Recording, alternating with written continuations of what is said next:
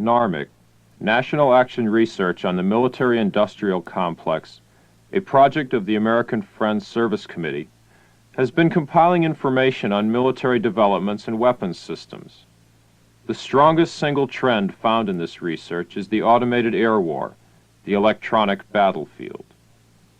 NARMIC prepared this film strip from numerous sources, including drawings by Laotian refugees provided by Fred Branfman, pictures brought back by GIs, photos from the American Friends Service Committee's Vietnam Clinic, pictures and ads from military magazines, and illustrations from the hearings held by the Senate Electronic Battlefield Subcommittee. Our purpose is to explain the heart of this system and how it has transformed the Indochina War. President Nixon ran for office on the pledge that he would end the war in Vietnam. But since he took office, the war has expanded into Laos and Cambodia. He has ordered more bombs dropped on Indochina than were dropped in all of World War II. 3 million Indochinese people have been killed, wounded, or made refugees by the war since Nixon became president. President Nixon says the war is winding down, but it is only being made less visible. Instead of a ground war with American troops and casualties, it is an automated air war with American planes and bombs. The Pentagon Papers reveal that the United States secretly began plans to automate the U.S. side of the battlefield in 1966. $3 billion and an untold number of lives were spent implementing this electronic warfare plan before Congress or the public learned of it. The automated battlefield was first revealed in the press when General William Westmoreland described it to a military industry gathering in October 1969. Automation of the war, according to the military, is necessary for 3 reasons. First, in the words of Westmoreland, the American people are questioning the role of the Army more than ever before. Secondly, the trust and confidence that have traditionally motivated the soldier are being questioned, according to Westmoreland. Armed Forces Journal put it more bluntly, quote, "By every conceivable indicator, our Army that now remains in Vietnam is in a state approaching collapse, with individual units avoiding or having refused combat, murdering their officers, drug-ridden, and dispirited were not near mutinous." End quote. Thirdly, the United States faces in Vietnam, as Westmoreland put it, an elusive and cunning enemy that has made the U.S. Army almost a giant without eyes. Faced with an American public that wants peace, an army that won't fight, and an enemy that won't lose, the United States government has found a way to give the appearance of peace while continuing its war. How? By trying, in the words of Westmoreland, to replace wherever possible the man with the machine. A giant machine run by a few people who are protected by push buttons from seeing their victims as anything but blips on a screen. This reduces the human element, the human horror, and the human error for the United States side of the battlefield. But the horror is not over for the people of Indochina, who continue to die from automated bombing. In the automated battlefield, a person designated enemy is, according to Westmoreland, located, tracked, and targeted almost instantaneously.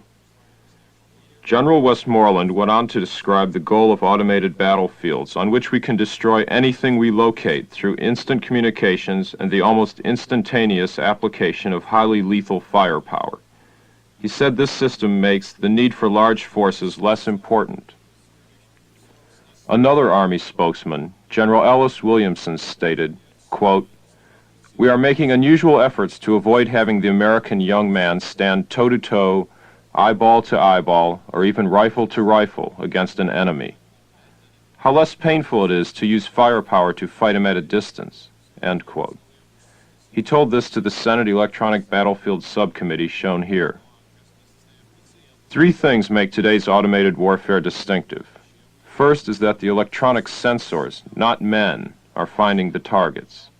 Second, the targets are struck by computer-directed aircraft, filled with electronic equipment. Third, the bombs they drop are designed primarily to maim people and drive them out of enemy areas. This sensor is an air-delivered seismic intrusion detector, an ADSID. Planes drop hundreds of these over a wide area.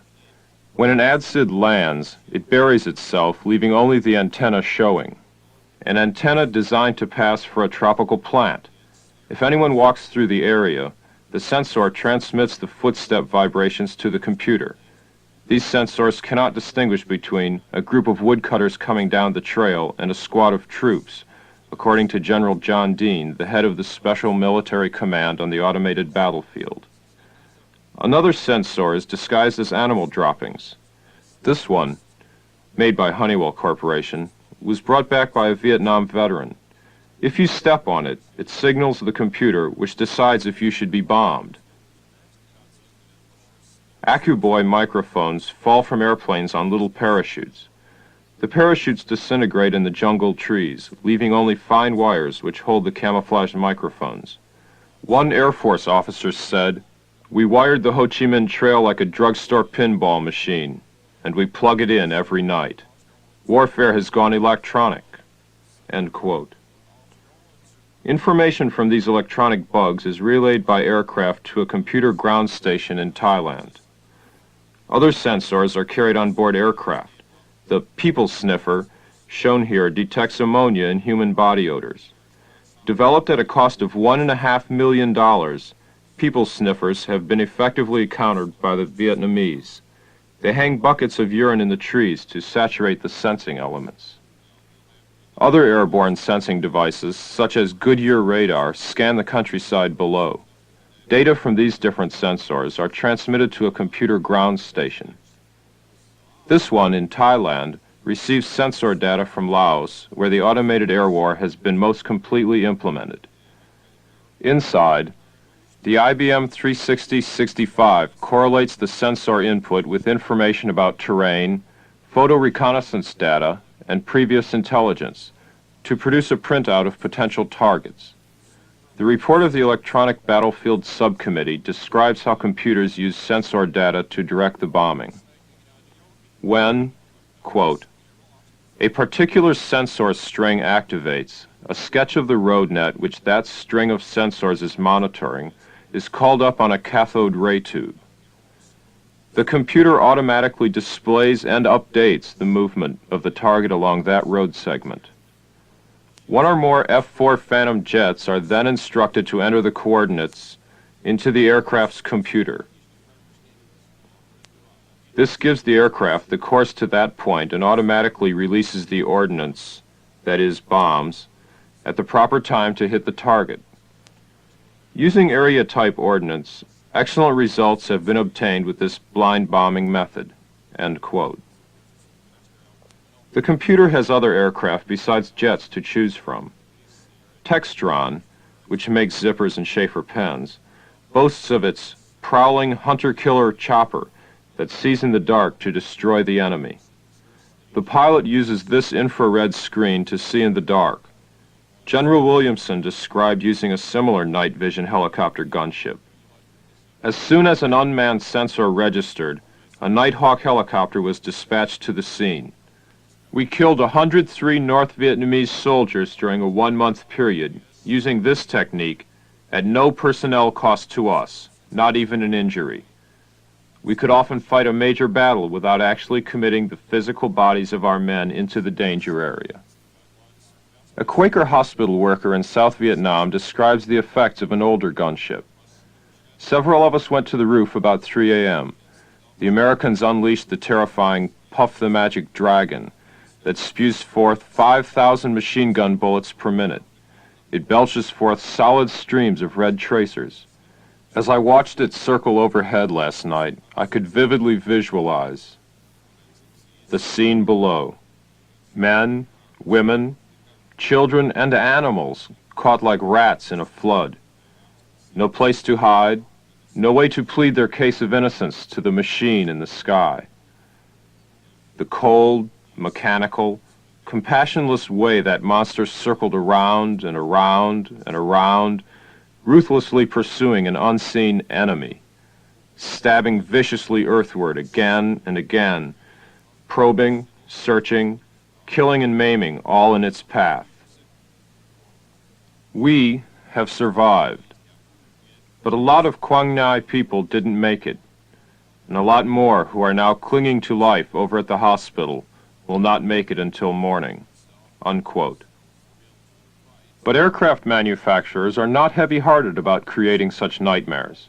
For American business, the automated battlefield provides an endless market. Every part of it, from the planes to computers to bombs, can always be improved. For example, many of today's aircraft have one military drawback. They require pilots. Industry's solution is to take the pilot out of the aircraft, to set up the cockpit in a secure computer center. A telemetry link transmits the sensor inputs to the pilot so he can guide the vehicle by remote control. Unmanned aircraft are already being used in the electronic war to relay signals from sensors to the computer center. And tests are being conducted to have unmanned drones take over the bombing missions. Another improvement in the equipment for automated air war is the bomb delivery systems. This one uses a self-contained TV camera to follow fleeing targets. The bombs shown here are waiting in Thailand to have their laser guidance systems attached for pinpoint bombing of targets in Laos. They are called smart bombs. Laser-guided bombs can deliver their package of munitions into a shelter or cave entrance with an accuracy of 6 feet when dropped from an altitude of 4 miles. The last part of the automated air war is the bombs themselves. Many of these are anti-personnel, designed to kill or maim people in ways most of us would never have imagined. Originally, most of the anti-personnel bombs dropped on Indochina were pineapples, like the one on the left. Each pineapple has 250 steel pellets, which shoot out horizontally when the bomb hits the ground. But people hid in trenches and holes. So, the pineapple was replaced by the guava, illustrated in the electronic battlefield hearings. The pellets of the guava go diagonally into the holes, and a time delay fuse can be used to catch people when they leave their hiding places. Several cluster bombs are dropped from an aircraft. Each tumbles through the air, scattering hundreds of its bomblets over an area the size of 10 football fields. The bomblets saturate the area with tiny steel pellets that cannot penetrate cement or steel. Pellet bombs are used in protective reaction strikes on North Vietnam. The pellets cannot destroy a bridge, a factory, or a train. 2 or 3 inches of sandbags will stop them. Even these thick straw vests that school children wear in North Vietnam will stop them. Their target is unprotected human flesh. A Laotian refugee who drew this picture describes some of the other bombs. Quote, "There were the bombs of napalm, which would burn houses and people as well. And there was a kind of leaf, the paper, which would blow in the wind. If anyone should pick it up, they would be like the person in this picture." Unquote. Unbelievable? But here is the leaf mine, with its inner parts, illustrated in the electronic battlefield hearings. When the computer calls for it, tremendous numbers are released from this dispenser, made by Honeywell. The GI who loads these on the plane supplied this photo. Here, the North Vietnamese display a leaf mine with what they call a butterfly bomb. The military calls it, less touchingly, a dragon tooth. The gravel and the dragon tooth are mines. They don't explode unless they are stepped on or jostled. Discussing these weapons in the hearings, Senator Goldwater asked, "How much damage can it do?" Major Anderson, "How much damage, sir?" Senator Goldwater, "Yes." Major Anderson, "It is purely anti-personnel. If a person steps on it, it could blow his foot off. If a truck rolls over it, it won't blow the tire." Article 23 of the Hague Convention, the International Rules of War, states, "It is especially forbidden to employ arms, projectiles, or material calculated to cause unnecessary suffering." The United States is a party to this convention. It is constitutionally binding on the United States. Then why are the corporations and the military designing weapons purposely made to maim people? The answer is that the military believes such maiming of the opposition serves two important functions. First, it means that instead of a single person dead and withdrawn from military activity, 6 to 10 people must care for the victim, as shown in this picture of a hospital in North Vietnam. Second, the military calculates that the suffering of the living has a greater demoralizing effect than the memory of the dead. As Aviation Week puts it, anti-personnel weapons have a separate and distinguishable psychological impact, apart from the actual destruction which they cause. Here a refugee who was driven from the Plain of Jars in Laos by the bombing holds up one of these psychological impact weapons. It is a pineapple anti-personnel bomb which they made into a wick lamp. Her homeland, the Plain of Jars, is an example of what the automated air war can mean. Bombing of the Plain of Jars in northern Laos, which began in 1964 and reached a peak during President Nixon's first year in office, was not officially acknowledged until March of 1970. The American public was told that the bombing of Laos was aimed at truck interdiction on the Ho Chi Minh Trail, which is in southern Laos, far from the Plain of Jars. Before the bombing began, the Plain of Jars was a thriving farmland of some 50,000 people. A 21-year-old former nurse, now a refugee, wrote, "All that I saw and knew were a dozen or so houses in the middle of a forest. Around that village of mine were land and fields my neighbors have sweated over and labored on since the time of my ancestors. Our happiness was full and overflowing because we were content with our lives, even though we lived in the wilderness. I was at one with the earth, continuing the farmer's life, which had been the profession of our ancestors." Then came November 1968, the month President Johnson finally announced a bombing halt of North Vietnam. At the time, this was considered a major victory for those who favored peace. However, an Air Force Sergeant, Bob Clark, shown here wiring bombs in Thailand, testified at the second Winter Soldier investigation held by Vietnam Veterans Against the War that he expected a vacation when the bombing halt was announced. But instead, the workload was doubled because they were carrying on missions over the Ho Chi Minh Trail and the Plain of Jars. In 1969, Richard Nixon's first year in office, planes bombed the Plain of Jars night and day. As one old man put it, the planes came like the birds, and the bombs fell like the rain. Every village on the plain was partially or totally destroyed. 1/3 of the people of Laos, according to U.S. Senate figures, have been killed, wounded, or made refugees by the bombing. 1/3 of the entire population. This is one of those statistics.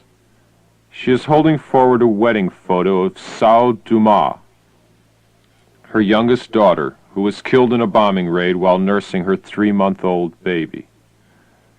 A few people in the Laotian refugee camps were asked to draw pictures describing what they had seen. While all this was going on, the American public did not even know the air war in Laos existed. Reporters still aren't allowed to go on missions over Laos or question pilots. Since they are allowed to go on similar missions over Vietnam, it is clear that the secrecy is for the American public, not the enemy. Air Force Attaché Robert Tyrrell expressed the United States position on the bombing of Laos. "I recall talking to refugees from Tsiang Kuangville, and they told me that they knew of no civilian casualties during that operation. Villages, even in a free-drop zone, would be restricted from bombing." Unquote. This is Tsiangkuangville. Ambassador Godley stated in July 1971 that the Air Force had done everything possible to avoid any bombing of inhabited villages or even isolated dwellings in Laos. Godley's statement was made 3 months after Congressman McCloskey returned from Laos with an official U.S. Information Services report that numerous villages had been bombed. The Senate Subcommittee on Refugees said that the bombing is aimed at destroying the physical and social infrastructure of Pathet Lao areas. How can the Pentagon insist that it is hitting only military targets when press reports, Senate committees, a United Nations advisor, and even the USIS survey show that the whole population was targeted? The answer can perhaps be found in the military's definition of a military target. An Air Force manual defines a military target, and I quote, as any person, thing, idea, entity, or location selected for destruction, inactivation, or rendering non-usable with weapons which will reduce or destroy the will or ability of the enemy to resist. Unquote. The Air Force Manual says that attacks on such targets are designed to dispel the people's belief in the invincibility of their forces, to create unrest, to reduce the output of the labor force, to cause fear, panic, hunger, and passive resistance to the government. To do this, you bomb any person, thing, idea, entity, or location. This beautiful land, the Plain of Jars, was entirely destroyed from the air. A society of 50,000 people wiped off the face of the earth by automated bombing. This is the real nature of today's automated air war. Most of the victims have never seen an American face. This pilot, who lives in an air-conditioned house on the Korat Air Force Base in Thailand, has just completed a bombing mission in Laos, directed from this ground control station. He never sees his enemy. Neither does this weapons controller, who radios the target's coordinates to the pilot's onboard computer. Unlike the ground warrior of yesterday, they spend their evening relaxing at one of the 3 clubs on base. Protected by push buttons and computers, they have as little connection with the suffering their work causes as this Honeywell worker who makes anti-personnel weapons in the United States. One follows the military orders of Commander-in-Chief Nixon. The other fills business orders for Honeywell President Binger. Neither has a say over how their work is applied. In fact, they may not even know the effects of their work. This Honeywell worker, for example, may not know that his plant is producing the WAAPM, or Wide Area Anti-Personnel Mine. The worker may not know that the spring his machine inserts in this ball will one day pop out on impact, carrying fine connecting wires several feet from the mine. He may not know the terror of trying to live in an area seeded with hundreds of these spider mines, where to touch one of the wire tentacles triggers death. He wasn't one of the experts who calculated that such a weapon could be produced for what the military terms area denial purposes. Bombing of Vietnam, Laos, and Cambodia has forced millions of people out of their homes and into refugee camps or cities. A State Department advisor named this strategy forced urbanization and praised it for separating the fish from the sea, that is, the guerrilla fighters from the supporting population. Forced urbanization has quadrupled Saigon's population, but politically the plan has backfired.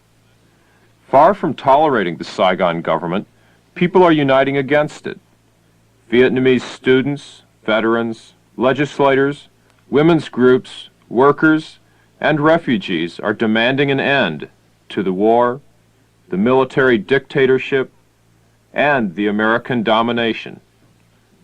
Saigon newspapers reported that an average of 2 American cars are burned every day, and Americans must wear peace signs to avoid being attacked on the street. In Laos, the strategy of area denial has not succeeded in forcing everyone to abandon the countryside. Because of the constant air attacks, many Laotians now carry on their family life, schools, and government under the ground, in caves. Armed Forces Journal explains that automated warfare in Laos, quote, was designed for fighting a war in hostile territory, offering the enemy absolute control of their surface territory while maintaining air superiority above it. The system does not require U.S. ground troops to assure success. End quote. There's no more talk of winning hearts and minds. There's no more talk of the United States winning politically, only of automated detection and bombing of the whole population from high in the sky. The automated air war is an admission that despite the efforts of more than 2 administrations, the United States cannot win the war. It is also an assertion that it does not intend to lose it. By lowering draft calls and reducing American casualties, President Nixon apparently hopes to lull the American people into silent consent to the ongoing slaughter of Asians. President Nixon's personal consultant on Vietnam, Sir Robert Thompson, has named this strategy stable war. With its automated air war, the United States could carry on the destruction for 10 or 20 years. Why such persistence? Former Secretary of State Dean Rusk explained that it is to prove to guerrilla movements around the world that the war of liberation is costly, dangerous, and doomed to failure. And in case they don't learn the lesson, the military is making plans to apply the automated battlefield around the world. Honeywell has a contract to develop part of the worldwide military command and control system, a computer to police the world. And Westmoreland announced that the Army's project MASTER, Mobile Army Sensor System Test, Evaluation, and Review, is taking the latest advances in technology proved in Vietnam, sensors, night vision devices, surveillance radars, communications and automatic data processing, and adapting them for use as a unified system elsewhere in the world. This technology is also being adapted for use by police departments in the United States. Not only night vision helicopters, but sensors, computers, and devices to see through walls. Joseph Meyer, a Pentagon official, proposed another adaptation to the electronics industry. People released from prison or out on bail would be required to wear transponders, little radio transmitters first developed to allow automated battlefield computers to keep track of the location of their own troops. Meyer suggested that police computers and transponders could be used to monitor 25 million Americans. As sensor strings monitor movement in Vietnam, so transponder receivers could monitor a typical community such as Harlem, according to this Pentagon official. In addition to the domestic market, Meyer said there might be a carefully controlled export market for transponders to be used by other democratic nations to monitor aliens or political or ethnic subpopulations. American corporations are always on the lookout for new government-supplied markets to apply their technological developments anywhere in the world. Here, ITT advertises their automated equipment to guide bombers. ITT also owns Morton Frozen Foods, Hartford Fire Insurance Company, Wonder Bread, Hostess Cupcakes, and the Sheraton Hotel chain. Change for the better with Alcoa Aluminum. Progress is our most important product. You can be sure if it's Westinghouse. The automated battlefield is being used right now. It was created by American corporations and the United States government. A movement is already underway to stop it. Minneapolis residents are demanding an end to Honeywell's production of anti-personnel bombs. Californians are opposing napalm production. In Massachusetts, 230 people were arrested for challenging the Electronic Systems Command at Hanscom Air Force Base. Even engineers in the plants are beginning to organize. The American people have succeeded in forcing the government to bring most of the troops home. But until we end the automated air war as well, there will be no peace in Indochina.